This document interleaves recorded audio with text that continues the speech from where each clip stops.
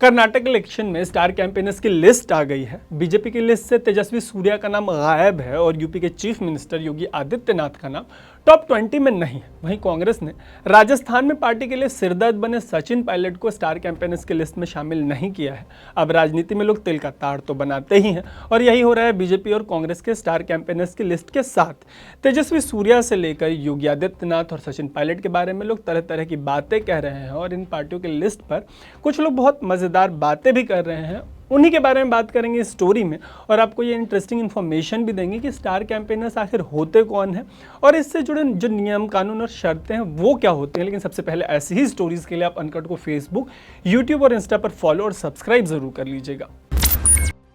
कर्नाटक की राजनीति में तेजस्वी सूर्या बड़ा नाम है, लेकिन बीजेपी के स्टार कैंपेनर्स की जो लिस्ट आई है उसमें यूपी के सीएम योगी आदित्यनाथ से लेकर मध्य प्रदेश के सीएम शिवराज सिंह चौहान, असम के सीएम हिमंता शर्मा तक के नाम शामिल हैं।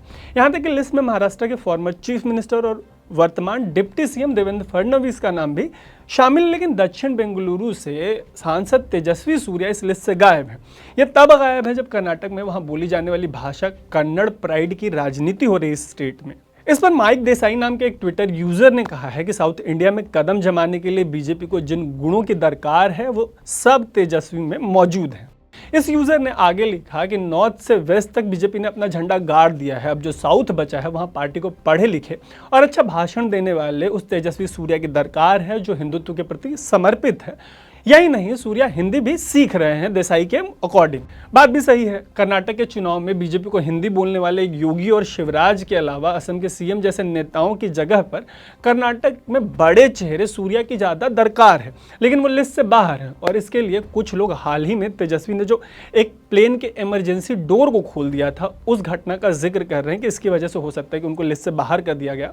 वहीं कुछ लोगों का कहना है कि तेजस्वी के बयान से विवाद हो जाता है जिससे बीजेपी को फायदे से ज़्यादा नुकसान होता है। वैसे ताजा तो बीजेपी के अध्यक्ष जेपी नड्डा के एक बयान से विवाद हो गया है। दरअसल नड्डा जी ने कर्नाटक में दिए गए एक भाषण में कह दिया कि मोदी जी का आशीर्वाद जो है कहीं उससे कर्नाटक वंचित न रह जाए, इसलिए उनका निवेदन है कि जो जनता है वो कमल को वोट करे और बीजेपी को जिताए। अब कांग्रेस का आरोप है कि ऐसा कहकर नड्डा जी वोटरों को धमका रहे हैं। कांग्रेस चाहे जो भी कहे, लेकिन हाल ही में राजस्थान में कांग्रेस को विकट स्थिति में डालने वाले सचिन पायलट को पार्टी ने बिना किसी धमकी, संवाद या नोटिस के स्टार प्रचारकों की लिस्ट से बाहर निकाल दिया, जबकि अशोक गहलोत से लेकर कन्हैया कुमार और इमरान प्रतापगढ़ी तक इस लिस्ट का हिस्सा है। वैसे कांग्रेस पार्टी के मामले में जब भी पायलट जैसे किसी नेता का नाम ऐसी लिस्ट से बाहर होता है तो कहा जाता है कि पार्टी पायलट जैसे किसी युवा नेता को इसलिए आगे नहीं बढ़ने देना चाहती क्योंकि अगर वो खुद को प्रूव कर देता है तो राहुल गांधी का करियर खतरे में पड़ जाएगा। बहुत लोगों को यह भी लगता है कि राहुल गांधी का करियर हमेशा से खतरे में रहा है और अभी भी है, लेकिन जिस एक नेता का करियर अभी सबसे ज़्यादा ब्राइट माना जाता है वो है यूपी के चीफ मिनिस्टर योगी आदित्यनाथ। उन्हें भावी पीएम तक बताया जाने लगा है। योगी को वो निर्विवाद नाम कहा जाता है जो लंबे समय से गुजरात से लेकर नॉर्थ ईस्ट तक बीजेपी के स्टार प्रचारक रहे हैं। ताज़ा लिस्ट में उनका नाम 22वें नंबर पर है और बीजेपी सपोर्टर्स को लगता है कि योगी के कर्नाटक जाने से बीजेपी को स्टार पावर मिलेगी। वैसे भी राज्य के सीएम बोम्मई कर्नाटक में यूपी मॉडल लागू करने की बात कर चुके बहुत पहले। ऊपर से ये राज्य जिस तरह से हिजाब और हलाल जैसे विवादों में बना रहा है उसकी वजह से इसे साउथ का यूपी भी बुलाया जाता रहा है। ऐसे में देखने वाली बात होगी कि योगी आदित्यनाथ का कर्नाटक चुनाव में होने वाले कैंपेन के बाद बीजेपी का जो रिजल्ट आता है बीजेपी के लिए उसमें योगी आदित्यनाथ का कैसा असर रहता है। अब बात करते हैं स्टार कैंपेनर होते कौन है। वैसे स्टार कैंपेनर डिफाइंड नहीं है, मतलब इसकी कोई परिभाषा नहीं है, इसे लेकर कोई कानून भी नहीं है। स्टार कैंपेनर्स के मामले में होता यह है कि चुनाव लड़ रही पार्टियां स्टार कैंपेनर्स का दर्जा नेताओं को देती हैं। यह दर्जा उन नेताओं को दिया जाता है जिन्हें लेकर माना जाता है कि वो बाकी नेताओं की तुलना में पार्टी को ज्यादा वोट्स दिलाने का काम कर सकते हैं। नेता से लेकर फिल्म स्टार तक कोई भी स्टार कैंपेनर हो सकता है और पार्टियां ही तय करती हैं कि एक स्टार कैंपेनर किस इलाके में कैंपेन करेगा और कितने समय तक स्टार कैंपेनर रहेगा।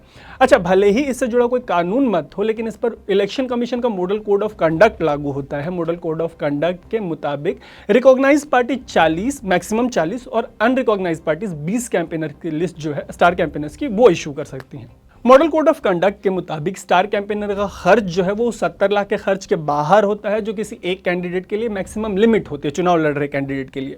हाँ, स्टार कैंपेनर के थ्रू होने वाला खर्च पार्टी को ही देना होता है। उम्मीद है कि अनकट पर हम जिस तरीके से कर्नाटक इलेक्शन कवर कर रहे हैं वो आपको पसंद आ रहा होगा। आप अपना फीडबैक देते रहिएगा ताकि उसके हिसाब से हम चीज़ों में बदलाव करते रहें। बाकी ऐसे ही डिटेल एक्सप्लेनर्स के लिए आप अनकट को फेसबुक, यूट्यूब और इंस्टाग्राम पर फॉलो और सब्सक्राइब करना मत भूलिएगा। देखते रहिएगा अनकट। मेरा नाम है तरुण।